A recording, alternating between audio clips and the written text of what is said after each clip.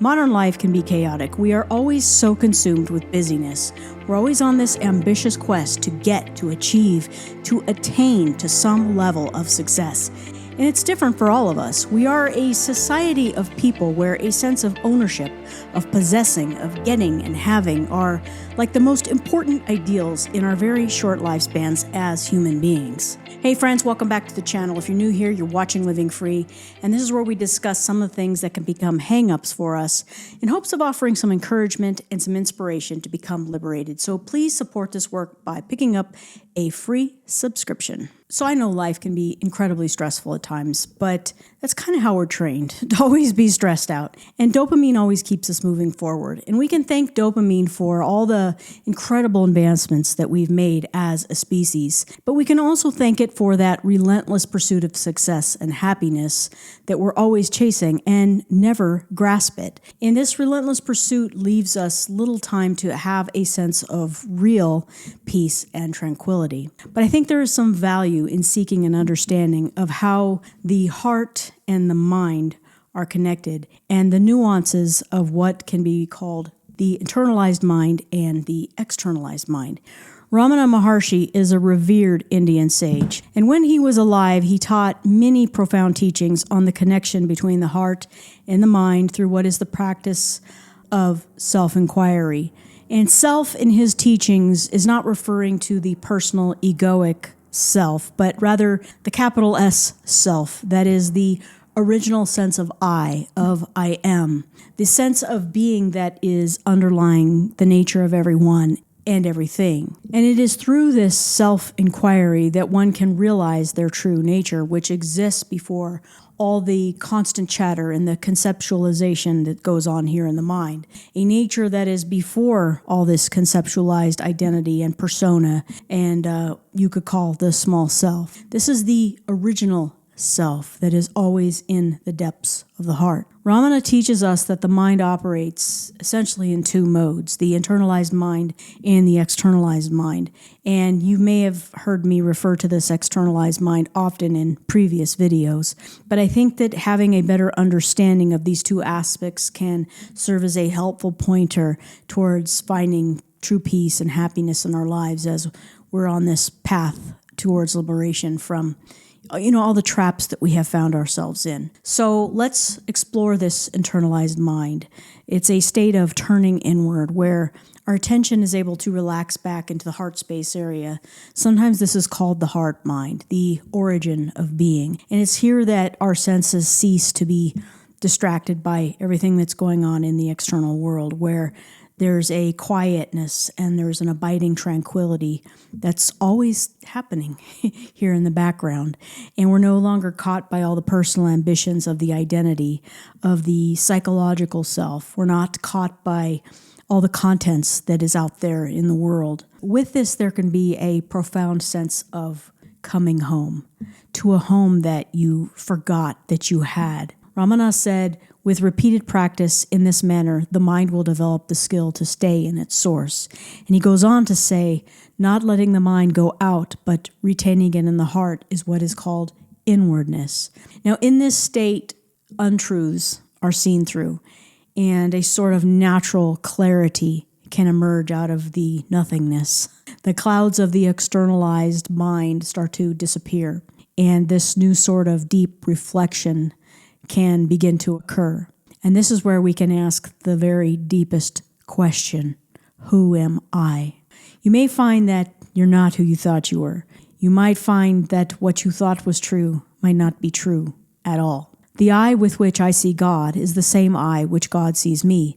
My eye and God's eye are one eye, one seeing, one knowing, one love. So I can't tell you what's true or what's untrue. These things can only be revealed to you alone. This internalized mind is what is going to allow for that deep contemplation to take place. But it can only happen in the immediate present. It can't happen when there's any aspect of us that's caught up in what's out here. And we may find that our illusions start to dissolve as this closer sense of reality is revealed to us. The internalized mind is not about seeking some mystical experience. It's more about a natural releasing of our hold on all the misconceptions that we had about the nature of reality.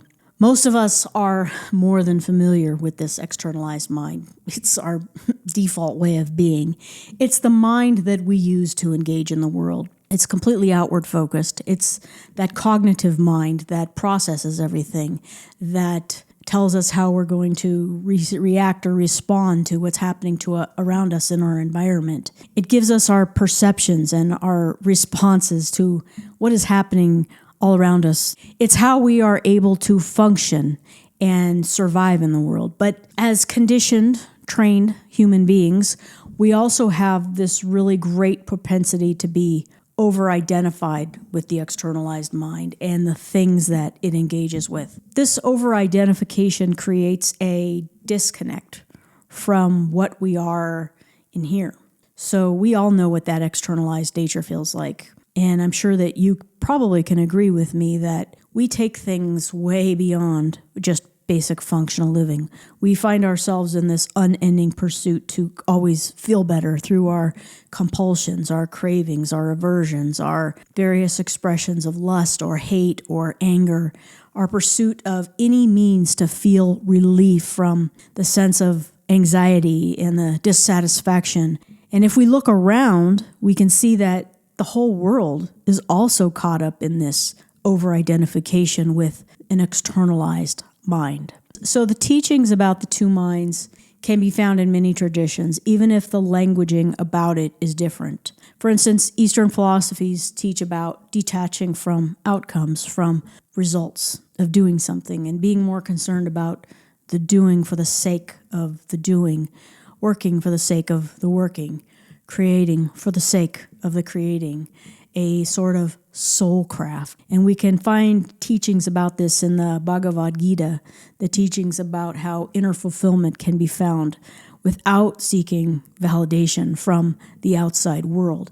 So many of our pursuits in life are about what it can give us in a material sense rather than at the level of our soul. And sadly, there's a lot of personal development and self-help material out there, and it caters to that ego-identified, externalized mind. And sadly, that can lead to more dissatisfaction. And I, too, have been caught in that self-help, self-development trap. Now, ancient Stoic philosophers also talk about how we can work with this externalized mind. Marcus and Seneca often emphasized how our reactions to the world are something that we can practice having mastery over. And this idea resonates with the practice of internalized mind through self-inquiry. And when we start to see the untruths of the external world, we can have a different response to it that comes from a place of deep contemplation, a place of equanimity, a place where truth is revealed to us. And most, if not all of us, know this externalized mind all too well. It's who we thought we were. It's who we thought ourselves to be. It is what has shaped the outward persona that colludes with and battles with all the other personas out there. As experience layers on over the course of our lifetime, our identities are continually being shaped and reshaped. Our ambitions are constantly evolving and changing. And there is nothing wrong with this. It is the human design. But when we live in a state of unawareness for most of our lives, we don't notice how attached we've become to our identities and the world of things and substances and pleasures and dramas and et cetera, et cetera. Our world of immediate pleasure was created because of our dopaminergic urges, and those urges are just never satisfied. So we find ourselves in this perpetual state of craving, of wanting, of needing. It's not even about functional living anymore. It's about getting to that next level of pleasure. But all hope is not lost. We can cultivate an awareness of what is happening by paying attention to the internalized mind through self-inquiry. The externalized mind is about the ego, identity self, the small, projected self, the psychological phenomena. The internalized mind is about remembering our true self. And it's very easy for our ego identity to want to grasp at these concepts because our ego also wants to become spiritually realized, but it can't because it's not real. It's a psychological orientation. So it's just something to be cognizant of in our practice. So today we talked about the heart and the mind connection, the two minds. And I encourage you to explore this further if you want to find a sense of the well-being and the contentment that is always here, always, before all of the modifiers and the elaborations that our externalized mind covers it up with. By balancing the two aspects of mind, we can have this totally new experience of ourselves in the world. We can discover this sense of simplicity that exists before all of the complications. So if you're still watching, thank you so much. I'm grateful for each and every one of you who tune in regularly. I know sometimes we get a little deep in these videos, but I can only speak, what's in my heart. If you're new here and you did find some value, please let me know by showing your support. So with that, I will see you all next time.